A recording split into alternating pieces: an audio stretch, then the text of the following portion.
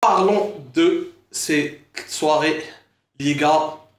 On va d'abord passer sur le match du Barça face à Grenade, victoire du Barça 4-0 à l'extérieur, et Osasuna et Real Madrid qui s'est terminé sur un score vierge. Voilà, et aussi parlons de cette tempête qui a fait, j'ai oublié son nom, qui a fait parler d'elle. Voilà, en Espagne, là où cette tempête, où beaucoup de supporters de Liga, voilà, ils étaient en pression, ils se disaient, wow, le match va, voilà, comme le match entre l'Atlético Madrid, l'Athletic Bilbao, voilà, qui a été reporté, du fait que les tempêtes ont pas mal, voilà, ça a augmenté, voilà, il y a eu, comme par exemple, blocage à l'aéroport de Madrid, beaucoup étaient en pression, genre, ils étaient comme ça, mais personne ne comprenait. Voilà pourquoi je vous parle de ça. Tout ça, voilà, ça aurait pu reporter le match du Barça, ça pouvait reporter le match du Real Madrid, comme avec le match de l'Atlético Madrid face à l'Atlético Bilbao. Voilà. Et maintenant, on a assez parlé de cette tempête et parlons du match entre le Barcelone et Grenade. Victoire du Barça 4-0, doublé de Griezmann et doublé de Messi. Voilà, je voulais en venir sur Griezmann. Griezmann qui est pas mal en ce moment, voilà, qui arrive. On essaye de trouver un point avec Griezmann. Le Barça essaye de trouver un bon placement.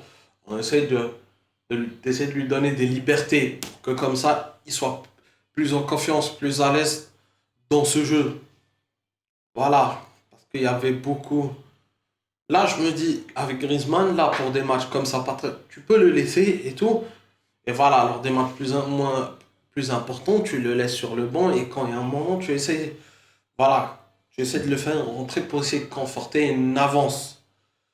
Voilà, ton avance dans le score. Voilà, Griezmann, je trouve que c'est comme ça qu'il faut l'utiliser.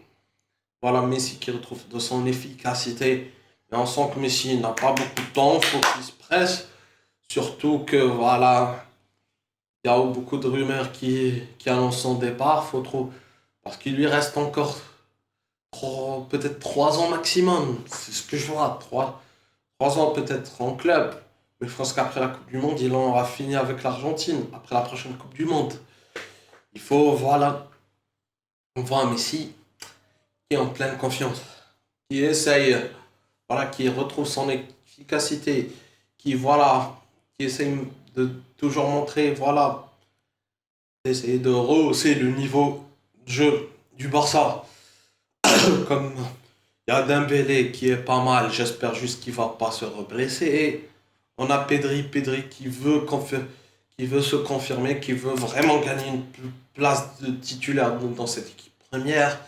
Voilà, qui veut donner, qui soit l'équipe de Jong phénoménal, rien à dire. De Jong apporte, voilà, il fait avancer un petit peu comme un Modric au Real Madrid. Il essaye de faire avant. Voilà, lui, il reste au milieu, mais il essaye de faire avancer cette attaque catalane. Voilà, victoire du Barça. Coman essaye un dispositif. Il est là, comme je l'ai dit, Coman, même si parfois je trouve que certains de ses choix sont pas logiques, mais voilà, comme je dis, il essaye de trouver une stabilité et de voir, voilà, essayer de trouver enfin une équipe qui peut enfin se stabiliser, une équipe qui peut redonner du dynamisme, qui peut, voilà. Parce que voilà, quand c'est une équipe en rénovation, c'est compliqué d'essayer de garder une équipe au maximum sur le long terme, bien sûr. J'en parle. Et bien sûr, victoire. Aussi, une belle victoire. Voilà. Voilà, c'est tout ce que j'ai à dire sur le Barça, Osasuna Real Madrid. Pas grand chose à dire à part que voilà, un Real qui peine à peine. Là, on voit que le Barça essaie de rattraper peu à peu. Et toujours dans le podium, essaye de rattraper le Real, veut le dépasser. Voilà, parce là, on revoit que ce milieu de saison, ça se joue entre là, les grands, le Big 3, le Big 3, entre l'Atlético Madrid, le Real Madrid et Barcelone.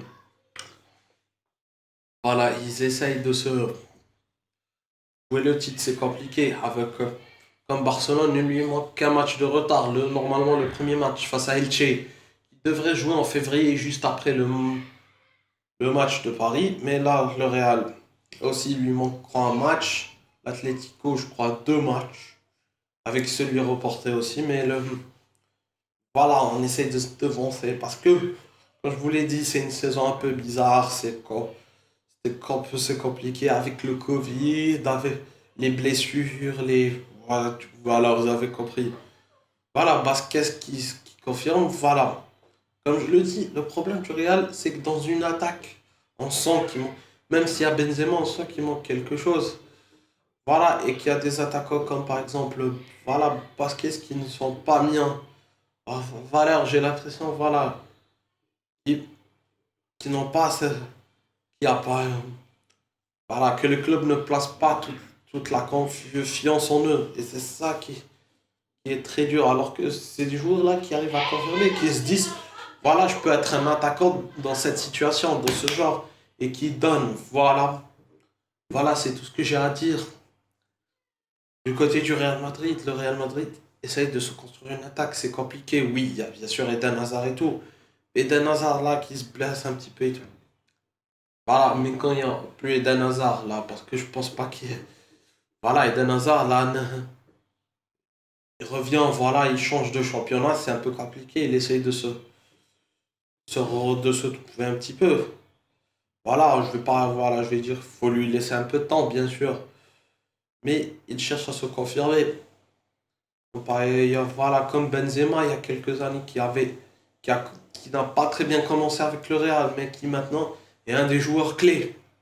Voilà.